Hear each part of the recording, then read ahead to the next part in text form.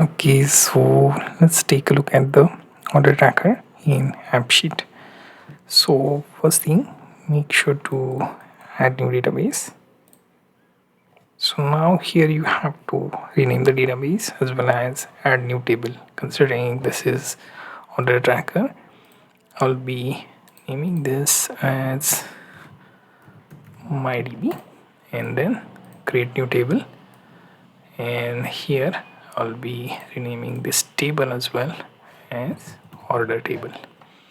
Save this, and let's see if I delete one unused column here, I will give it a name in text. So I will save this. Next thing I will add is product within the drop down with enum and drop down. So I will name things like say item 1, then item 2, and so on. You can keep adding all the items and save this. Now I can also add this particular column as label by this menu that opens, and remove any other column that we don't need. Right now I will add one more column here which has status with enum again, drop down, then pending status, right? And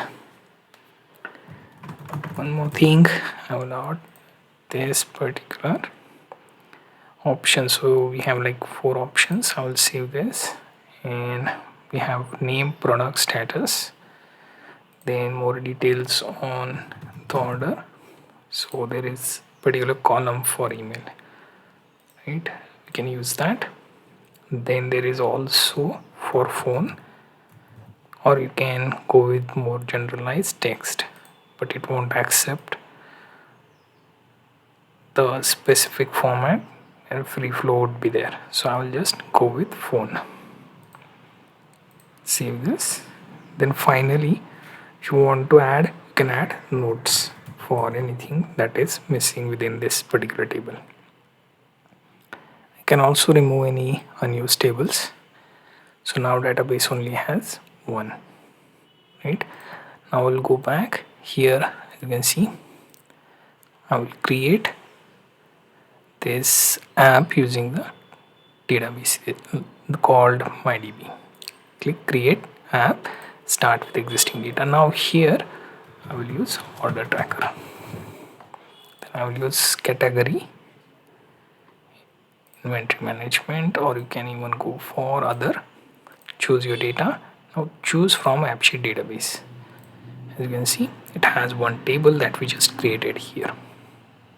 So I will select that and click create app. Now considering it has no data, it will take a bit of time. It will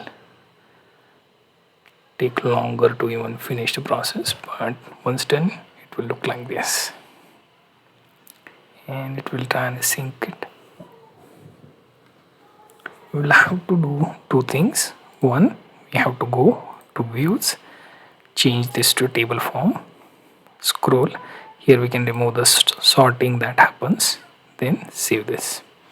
Now we will appear here. You can also take a look at the data that shows up here, right? As you can see our column names.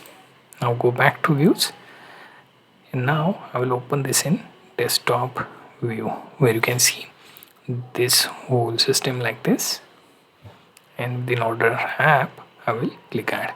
Now here I will just give it a name customer A with product item 2, status pending of shipping, then customer 2 at some email.com,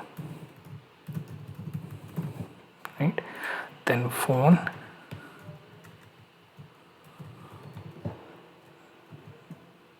and finally we can save this. So it should appear within the status here, which product is being shipped. If you want to add additional things, see their address, and so you can always use the notes column.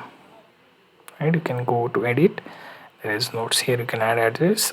Alternatively, you can also add column here for address, and all the new entries appear like this as if it's a spreadsheet. Right, so this is one of the simple order trackers that you can make. However, you can also automate this if you have like Zapier or so, and connecting with your Shopify and then apps like this, things will get automated. Takes a bit of tweaking, but I think this is possible.